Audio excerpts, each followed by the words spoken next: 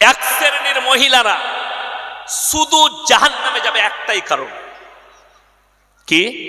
স্বামীর অবাধ্যতা করার কারণে এক শ্রেণীর মহিলা জাহান্নামে যাবে, খালি স্বামীর অবাধ্যতা করার কারণে।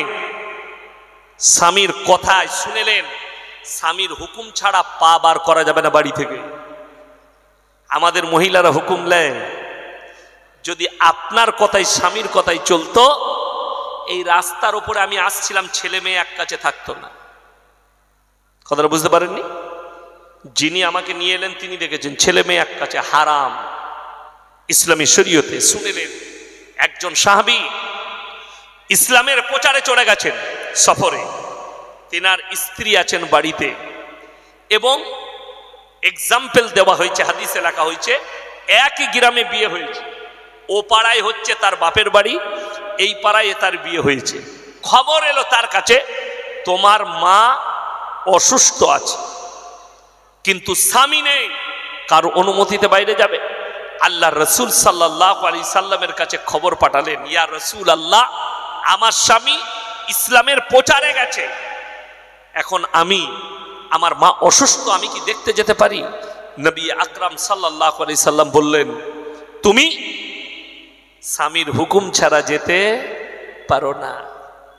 তিনি গেলেন না। এরপরে খবর এলো তোমার মা মন্নপন্ন অবস্থায় আছে, আবার রসুলের কাছে পাঠালেন, ইয়া রসুল আল্লাহ, এরপর কি আমি যেতে পারি? আমার মা গুরুতর অবস্থা, যে কোনো সময় মারা যেতে পারে। নবীজি বললেন, স্বামীর অনুমতি ছাড়া তুমি বাড়ির বাইরে যেতে পাবে না। খবর এলো তোমার মা ইন্তেকাল করেছে, রসুলের কাছে খবর এলো। আল্লাহ নবী বললেন, তাকে বলে দাও স্বামী নেই, স্বামীর অনুমতি ছাড়া যাওয়া চলবে না, কিন্তু আমি আল্লাহর নবী আল্লাহর ইশারায় হুকুম দিলাম, তাকে একবার গিয়ে তোমার মায়ের মুখটা দেখে আসতে বলো। জোরে বলুন সুবহানাল্লাহ। তাও অনুমতি নেই। আমি আল্লাহর নবী নিজের দায়িত্বে হুকুম দিলাম, এটা আমার আল্লাহর ইশারা, তুমি মায়ের মুখটা দেখে এসো। এরপর ভেবে দেখলেন, আল্লাহ কোরআনে বললেন, লাকির টেনে দিয়েছেন, দারাবাল্লাহু মাসালাল লিল্লাযিনা কাফারু ইমরাআতা নূহ ওয়া ইমরাআতা লূত কানাতা তাহতা আবদাইন মিন ইবাদিনা সালিহাইন ফাখানাতাহুমা ফালাম ইউগনি আনহুমা মিনাল্লাহি শাইয়্যা ওয়া কিলা দুখুলান নার মা'আদ দাখিলিন। আবার দুজন উলুল আজম নবী, হাবিব পয়গম্বর নূহ নবী আর লূত নবী, দুজনের বিবিকে জাহান্নামে দেব, তারা আটকাতে পারবে না।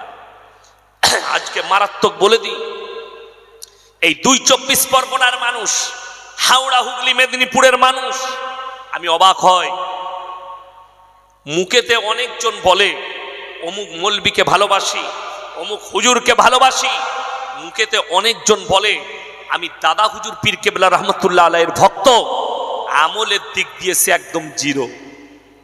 ঠিক বললাম না? যদি বলেন প্রমাণ দেন, ওসিয়তনামায় দাদা হুজুর পীর কেবলা রহমতুল্লাহ আলাইহি লিখেছেন, মেয়েদের মাজারে যাওয়া হারাম। কে লিখেছেন? এটা যদি মিথ্যা বলে থাকি, কোন বাপের বেটা হুজুর যদি বলতে পারে ইয়াসিন সাহেব মিথ্যা কথা বলেছে, আমি জীবনে আজ সমাজের বুকে বক্তব্য দেব না।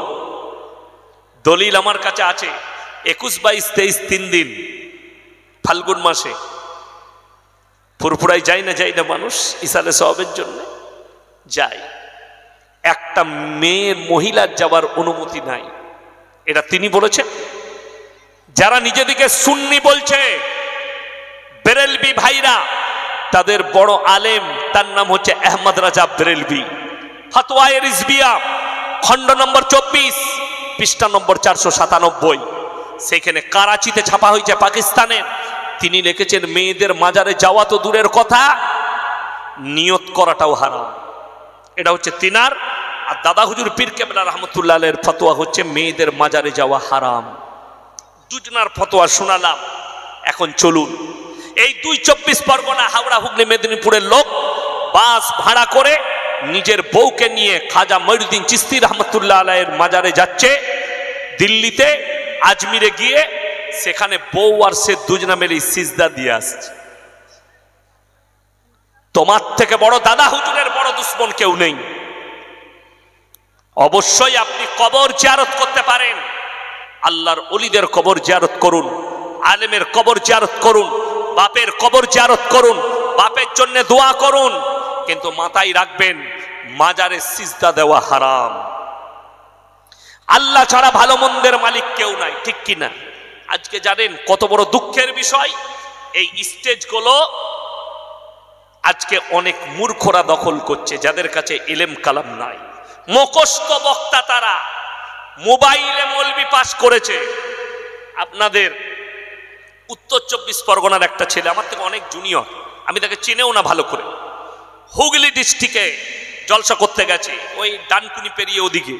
তো আমি মসজিদে শুয়েছিলাম, আমি উজু টুজু করে যাচ্ছি, তো তখন দেখলাম বায়ান চলছে। কার? বড় পীর আব্দুল কাদের জিলানী রহমতুল্লাহ আলাইহি। এমন একটা বক্তব্য দিলে যার দ্বারা ঈমান চলে গেছে, কুফরি করে ফেলেছে, আল্লাহ বিরোধী, রসুল বিরোধী, কোরআন বিরোধী। আর সমাজ কি বলছে? সুবহানাল্লাহ। বুঝলি কি? বুঝে না কিচ্ছু। দিন থাকলে তো বুঝবে, আপনার সম্পর্ক কোরআনের সাথে থাকলে তো বুঝবেন। আজকে বড় কষ্ট লাগে সমাজের বুকে, একটা লোকের বাড়িতে খেটে খায়, লোকের দোকানে, লোকের বাড়িতে কাজ করে, কিন্তু হারামখোর লোন নিয়ে হোক, ধার নিয়ে হোক, সুদের ওপরে টাকা নিয়ে হোক, একটা 20,000 টাকার মোবাইল কিনেছে বাড়িতে, কিন্তু জিজ্ঞেস করুন তার বাড়িতে একটা কোরআন নাই, বাংলা মানে কোরআন নাই, তার বাড়িতে একটা বড় আলেমের লেখা তারবিয়তের বই নেই, তার বাড়িতে একটা ভালো হাদিসের কিতাব নেই, যেটার দ্বারা আপনি ইলম হাসিল করবেন, যেটার দ্বারা আপনি হারাম হালাল বুঝবেন।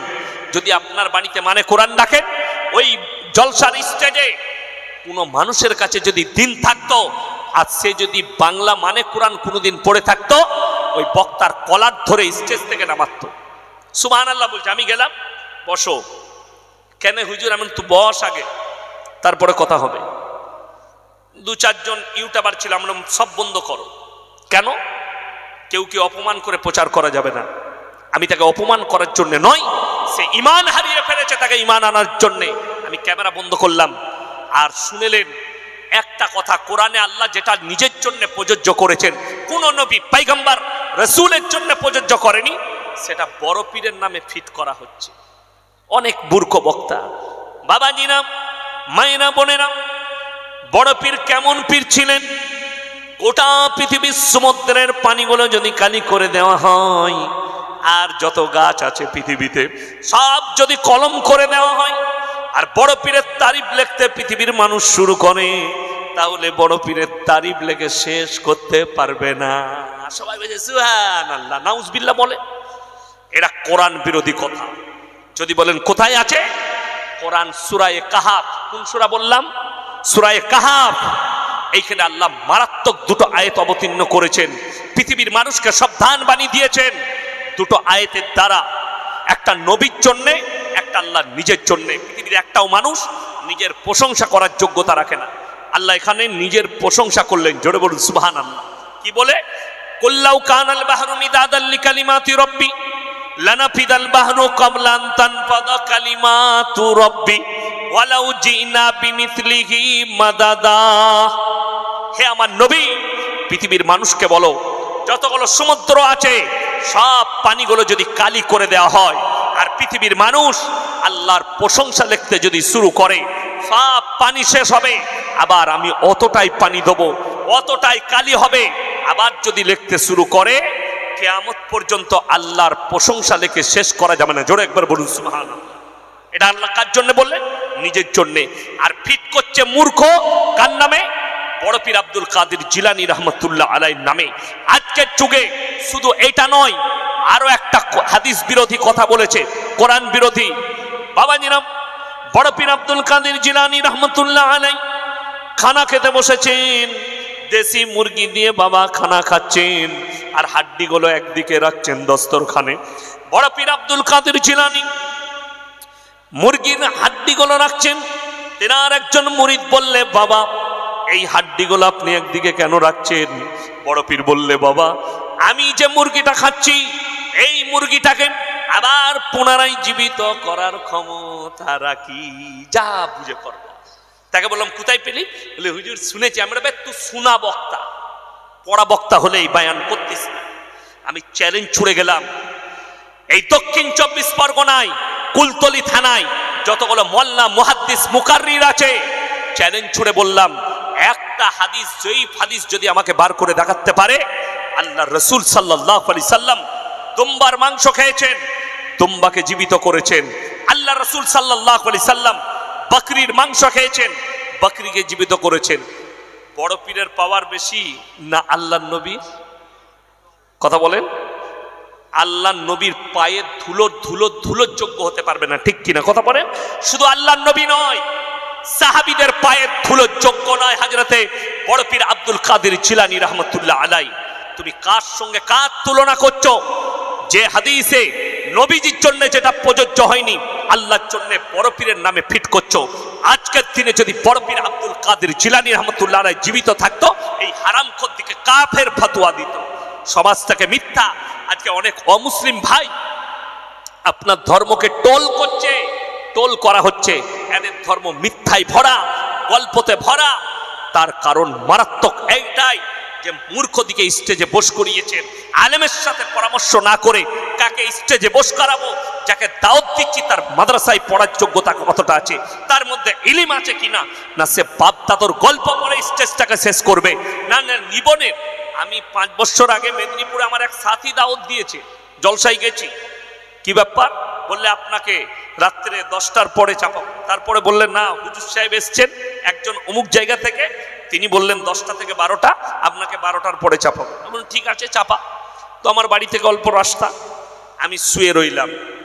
হুজুর সাহেব 10টায় চেপেছেন, একটা পাখির গল্প ধরেছেন। পাখির রাত যখন 12টা বাজতে 3 মিনিট বাকি আছে, আমাকে স্টেজে নিয়ে যাচ্ছে। মজমা থেকে একজন চাচা নামাজি, তিনি বললেন হুজুর পাখিটা এখনো উড়লো না গাছ থেকে। হুজুর তখন বলছে পরের বছরে দাওয়াত করবে, তখন পাখিটা উড়াবো। কম কি পাবে এদের কাছ থেকে বলুন? নামাজের কথা নেই, রোজার কথা নেই। আজকে আমাদের সমাজের মারামারি একটা ফরজ ইবাদত নিয়ে নয়, যতগুলো মারামারি হচ্ছে স্টেজ থেকে, ফেসবুক থেকে মৌলবীদের, এদের মারামারি হচ্ছে শুধু নফল ইবাদত নিয়ে, যেগুলোর ইসলামে অতটা গুরুত্ব নেয়। যেটা গুরুত্ব, ইমানদারির সঙ্গে বলুন তো, 5 ওয়াক্ত নামাজ পড়া ফরজ না ফরজ নয়? কথা বলেন। ফরজ। কোনো ব্যক্তি যদি নিজে থেকে ফরজ নামাজ ছাড়ে, সে গুনাহে কাবিরা করলো না করলো না? করলো। কোনো ব্যক্তি যদি শবে বরাতের রোজা না রাখে, গুনাহগার। কথা বলেন। কি বলছো? গুনাহ হবে? কোনো গুনাহ নেই কেউ যদি শবে বরাতের রোজা না রাখে। কিন্তু কেউ যদি নিজে থেকে ইচ্ছাকৃতভাবে রমজানের একটা ফরজ রোজা ছেড়ে দেয়, হাদিসে আছে সারা জিন্দেগি রোজা রাখলে একটা রোজার মাসুল দিতে পারবে। অথচ আমাদের দেশে মসজিদে শবে বরাতের রোজার এলান হয়, কিন্তু ফরজ রোজার এলান হয় না যে ভাই আজকে পহেলা রমজান, সবাই রোজা রাখবেন। ইচ্ছাকৃতভাবে কেউ যদি একটা রোজা ছেড়ে দাও, হে মা, হে বোন, হে ভাই, তাহলে কিন্তু সারা জিন্দগি রোজা রাখলে মসুল দিতে পারবে না। এই এলান হয় কোনো মসজিদে? হয় না। অথচ এরা মারামারি করে কি নিয়ে? নফল নিয়ে, নফল ইবাদত নিয়ে মারামারি।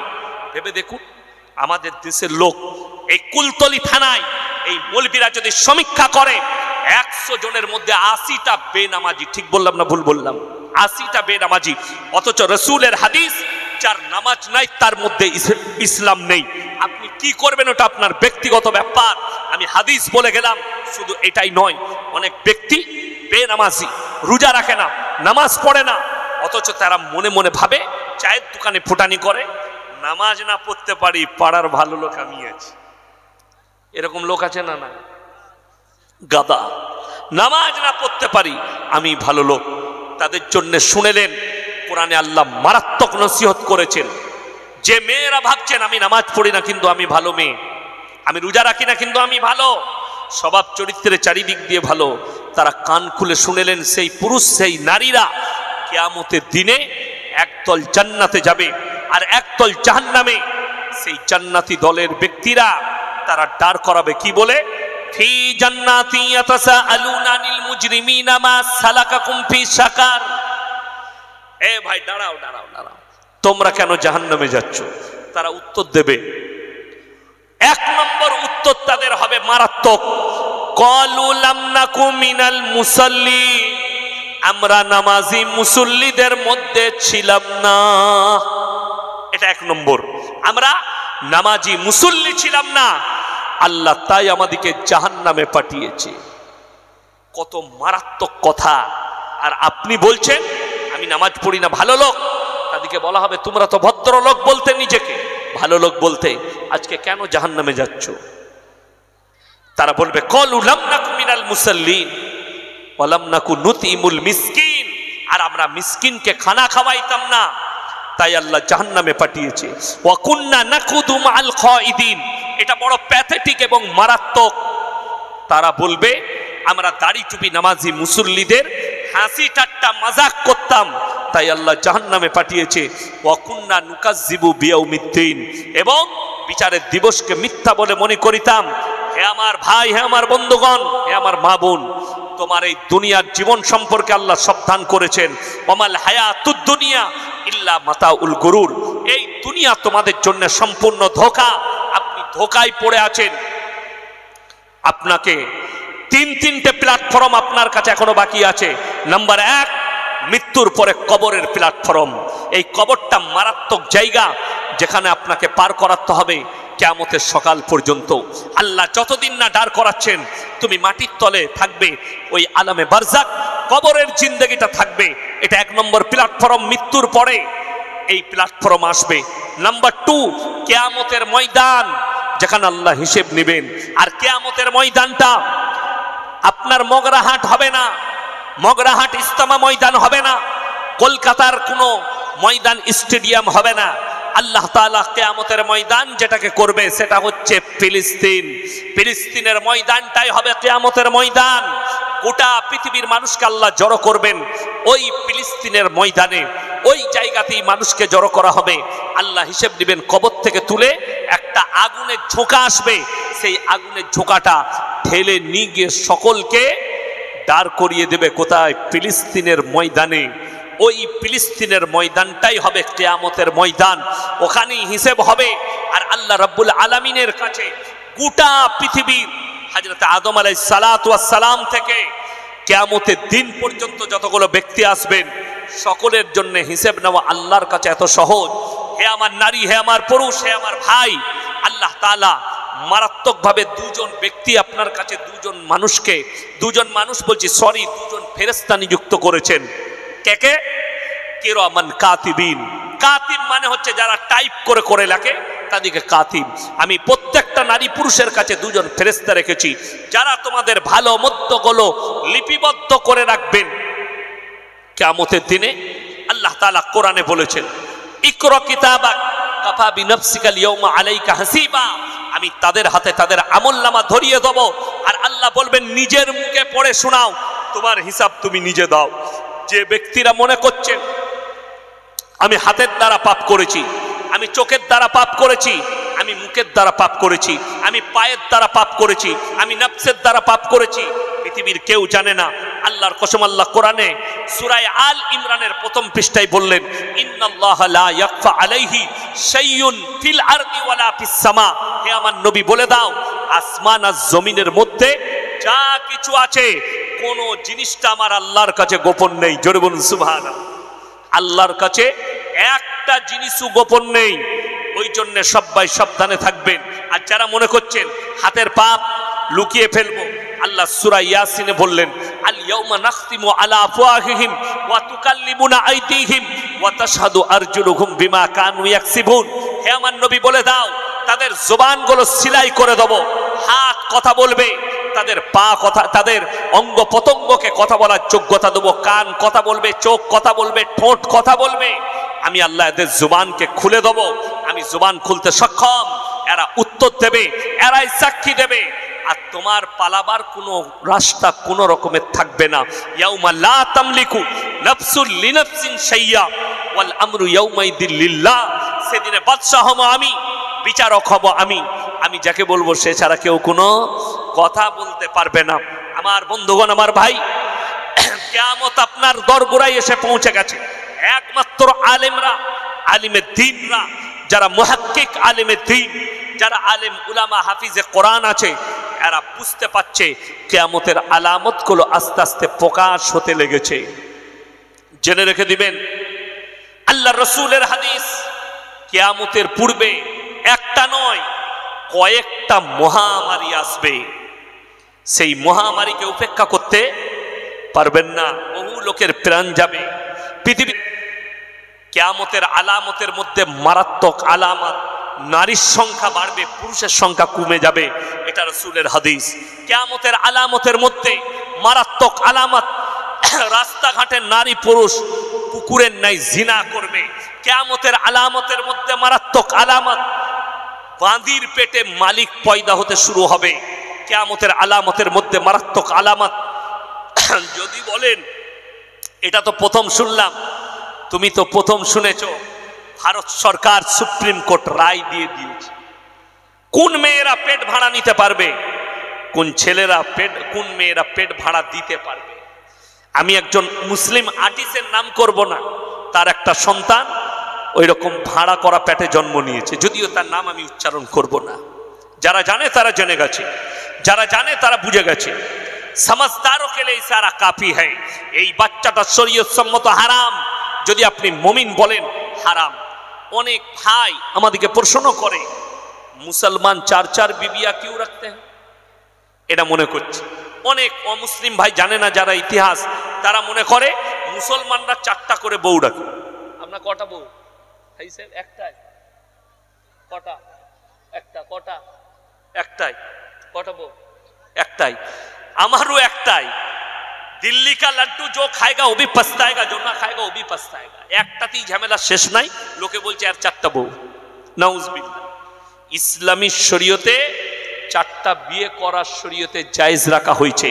আল্লাহর কসম, কোন অমুসলিম ভাই আমার শুনলে তাকে ওয়েলকাম জানাচ্ছি, স্বাগত জানাচ্ছি। ইসলামের সত্য আর কোরআনের সত্যকে জেনে যান। আল্লাহ তাআলা কোরআনকে অবতীর্ণ করেছেন, গোটা পৃথিবীর বায়োডেটা আল্লাহ কোরআনে ভরে দিয়েছেন। আমার আল্লাহ ভবিষ্যৎ জানেন না? জানেন না?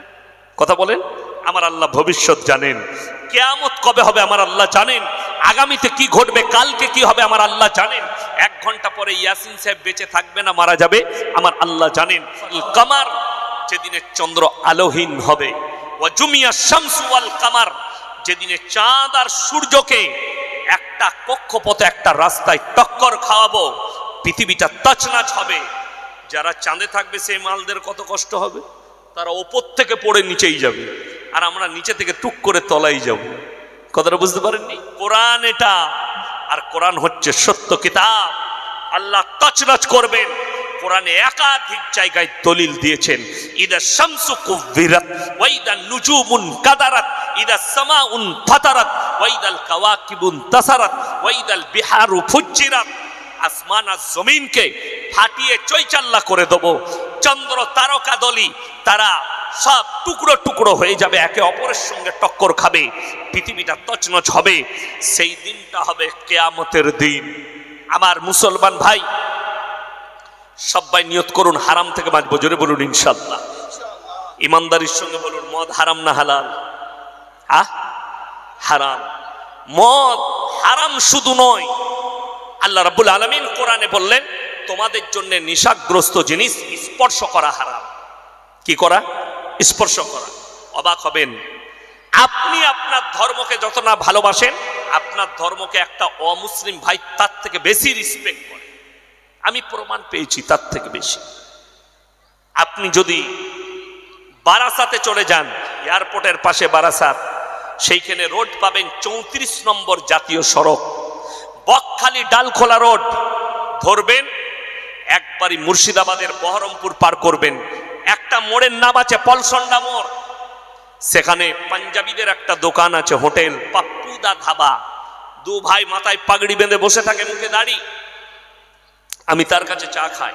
তার হোটেলে 3টে বোর্ড লাগানো আছে, 3টে বোর্ডই মুসলমানদের ইমান বাঁচানো বোর্ড। নাম্বার 1, মদ পান করা নিষিদ্ধ। নাম্বার 2, মদ বিক্রি নিষিদ্ধ। নাম্বার 3, নো স্মোকিং, এখানে ধূমপান নিষিদ্ধ। আমি তার হোটেলে গেলে পানি কিসে দেয় জানেন? কাঁচের গিলাসে নয়, কাগজের গিলাসে পানি দেয়, তা না হয় প্লাস্টিকের গিলাসে পানি দেয়। আমাকে চা দিলে ভাঁড়ে দেয়, গিলাসে দেয় না। তার কারণ কি জানেন? তারা জানে তারা যে জায়গায় ব্যবসা করছে 75% মুসলমান, আর তারা জানে, এটা বিশ্বাস রাখে মুসলমানদের কাছে মদ স্পর্শ করা হারাম, তাই আমার এখানে মদ ব্যবসা চলবে না।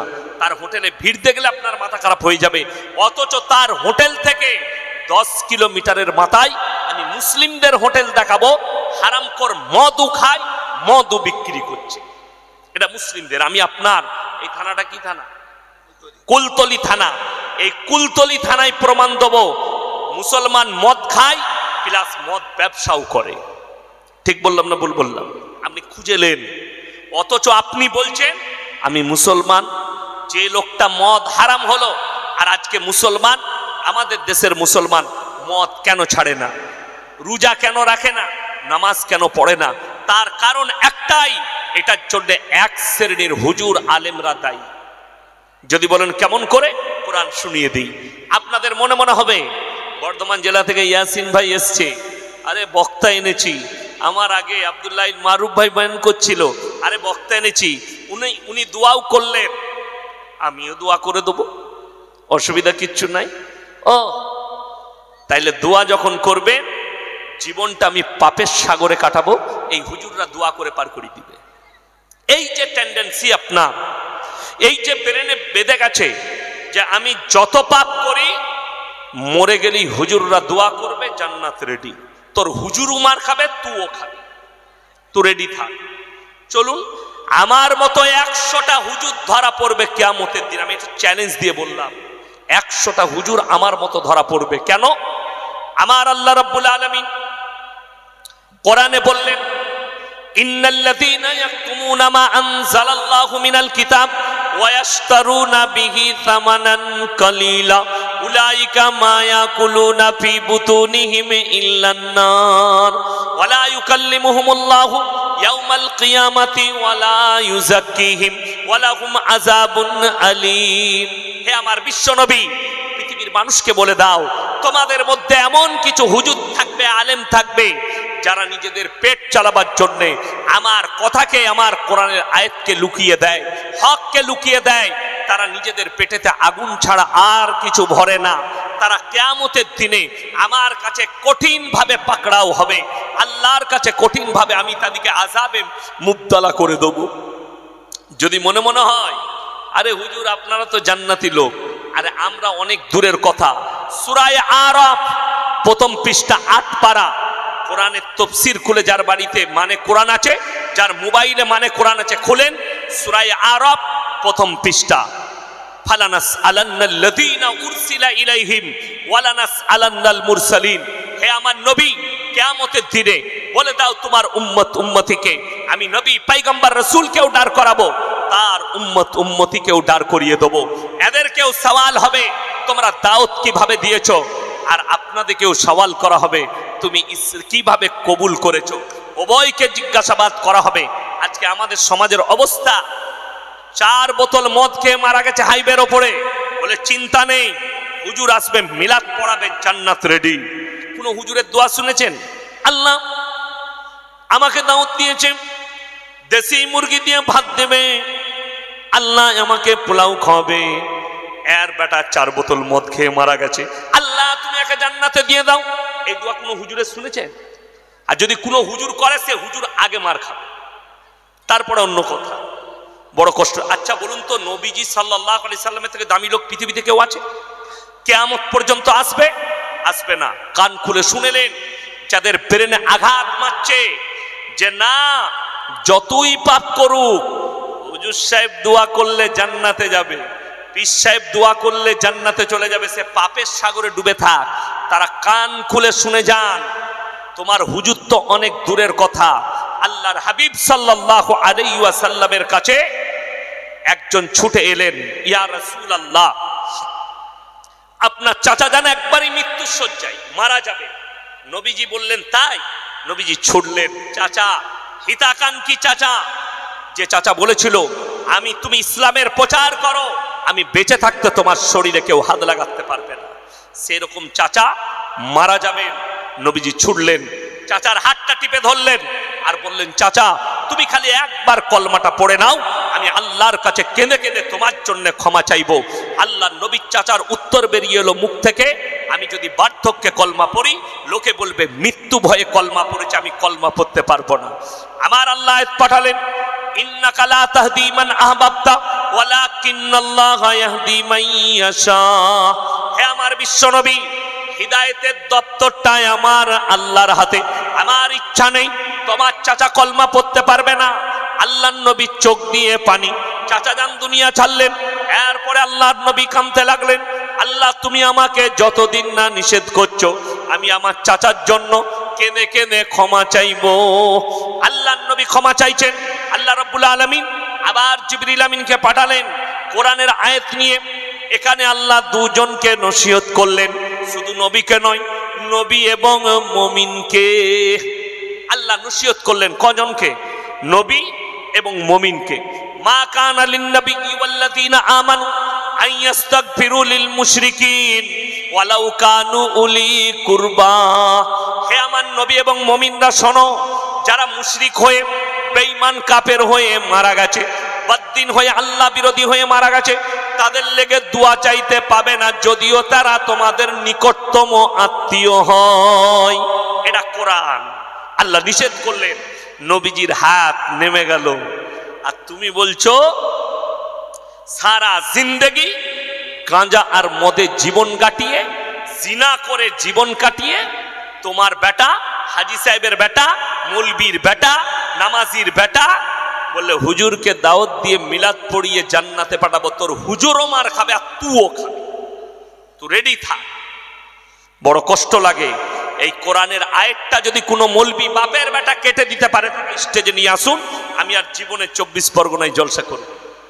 কোনো বাপের বেটা যদি কেটে দিতে পারে, আল্লাহ নিষেধ করে দিলেন। শুধু এটা নয়, ইনি তো সৃষ্টির শ্রেষ্ঠ। এমন একজন নবী আল্লাহ পাঠিয়েছিলেন যিনি 1 বছর 2 বছর নয়। আল্লাহ রসুল সাল্লাল্লাহু আলাইহি সাল্লাম কতদিন মেহনত করেছেন ইসলামের? কথা বলে না? 23, মাত্র 23 বছর। কত বললাম? 23 বছর। 23 বছরে গোটা পৃথিবীতে আজকে 250 কোটি মুসলমান। জোরে বলুন সুবহানাল্লাহ। নবীজি মেহনত করেছেন। আমার ভাই, জিনার কথা বলছি, ওই নবী 950 বছর দাওয়াত দিয়েছে। জোরে বলুন সুবহানাল্লাহ। 1000 বছরের বেশি হায়াত দিয়েছিলেন হযরতে নূহ নবীকে। তিনি খালি দাওয়াত দিয়েছেন 950 বছর সমাজকে, আল্লাহর প্রচার করেছেন। কিন্তু মুষ্টিকত লোক ঈমান এনেছে, তার বাইরে নয়। তিনি আখরি বার, শেষবারের মতো আল্লাহ বলে বিনীত অনুরোধ করো। তিনি তার কওমকে অনুরোধ করলেন, আমি তোমাদের কাছে বিনীত অনুরোধ জানাচ্ছি, তোমরা আমার আল্লাহকে বিশ্বাস করো, আল্লাহকে মেনে নাও, তা না হলে আমার আল্লাহ তোমাদেরকে কঠিন আযাবে মুবতালা করে দেবে। তার ছেলে কিনান চ্যালেঞ্জ ছুড়লো, তোমার আল্লাহ আমাদেরকে কি আযাব দেবে? এটা নূহ নবীর সন্তান বলে, আমার আল্লাহ চাইলে তোমাদেরকে মসুল ধরার বৃষ্টি দিয়ে তোমাদেরকে কঠিন আযাবে বন্যায় মুবতালা করে দেবে। সে তখন বললে, তোমার আল্লাহকে বলো, যদি তোমার আল্লাহ বন্যা দেয়, এমন উঁচু জায়গায় চেপে যাব যেখানে তোমার আল্লাহর পানি পৌঁছাবে। এই চ্যালেঞ্জ করার পরে আল্লাহ বললেন, হে আমার নূহ, নৌকায় চাপো, যারা তোমার প্রতি ঈমান এনেছে তাদেরকে নিয়ে নাও। আর মুষ্টি কত শুনে নাও, যে লোক ঈমান এনেছিল তারা নৌকায়, যতগুলো জীবজন্তু আছে সব জোড়া জোড়া চাপিয়ে লাও, পশু পক্ষী দিকে তোমার নৌকায় লাও। রেওয়ায়েতে আছে, মুফাসসিরিনরা লিখছেন, পৃথিবীতে যতগুলো বন্যা হয়েছে আজকে তারিখ পর্যন্ত 17 জানুয়ারি 2025 সাল পর্যন্ত, যেদিন থেকে পৃথিবী শুরু হয়েছে, সব থেকে বড় প্রলয় আর বন্যা ঘটেছিল নূহ নবীর জাওয়ানায়। আল্লাহ সমুদ্রের পানিকে 1250 ফুট উপরে তুলে দিয়েছিলেন, গোটা পৃথিবী ডুবে গেছে। নূহ নবী নৌকার উপরে, চোখে দেখতে পাচ্ছেন তার ছেলে কেনান, তার কম ডুবে মারা যাচ্ছে। নূহ নবী থাকতে না পেরে আল্লাহকে বললেন, আল্লাহ লা আসিমাল ইয়াউমা মিন আমরিল্লাহ, ওগো আল্লাহ, এটা আমার ওরসজাত পুত্র, তুমি একে রক্ষা করো। আমার আল্লাহ ধমক দিলেন, লামিনাল খাসিরিন, যে আমাকে মানে না, আমার নবীকে মানে না, আমার দ্বীনকে মানে না, তার জন্য তুমি আমার কাছে আবেদন করো না। তা না হলে তোমাকেও আমি ক্ষতিগ্রস্তদের মধ্যে ফেলে দেব। নূহ নবীকে ধমক দিলেন আল্লাহ, এটা পয়গম্বর, নবীরা নিষ্পাপ, নবীরা জান্নাতি। আল্লাহ নিষেধ করলেন। আমার মা বোন যারা বসে বসে ভাবছেন আমি যতই পাপ করি, আমি জিনা করি, আমি পরকিয়া করি, আমি নামাজ না পড়ি, আমি রোজা না রাখি, আমি হাজী সাহেবের বিটি আমার বাপ জান্নাতে নিয়ে যাবে, আমার মা তাহাজ্জুদ গুজার জান্নাতে নিয়ে যাবে, আমি একটা মৌলবীর বউ জান্নাতে যাব, আমি একটা আলেমের বউ, যত পাপ করি জান্নাতে যাব। তারা কান খুলে শুনেলেন, তুমি মৌলবীর বিবি অনেক দূরের কথা, তুমি হাজির বিবি অনেক দূরের কথা, তুমি হাফেজ সাহেবের বউ অনেক দূরের কথা, তুমি মুহাদ্দিসের বউ অনেক দূরের কথা। আমি জিনাদের কথা বলছি, তিনারা পয়গম্বর। দুজন নবীর বিবি জাহান্নামে যাবে। আল্লাহ কোরআনে লাকির টেনে দিয়েছেন, একজন হচ্ছেন হযরতে নূহ নবী আর একজন হচ্ছে লূত নবী। এই দুজনের বিবির মারাত্মক দুটো অপরাধ। নাম্বার 1, আল্লাহকে অবিশ্বাস করা এবং তিনার নবীকে অস্বীকার করা। নাম্বার 2, স্বামীর অবাধ্যতা করা।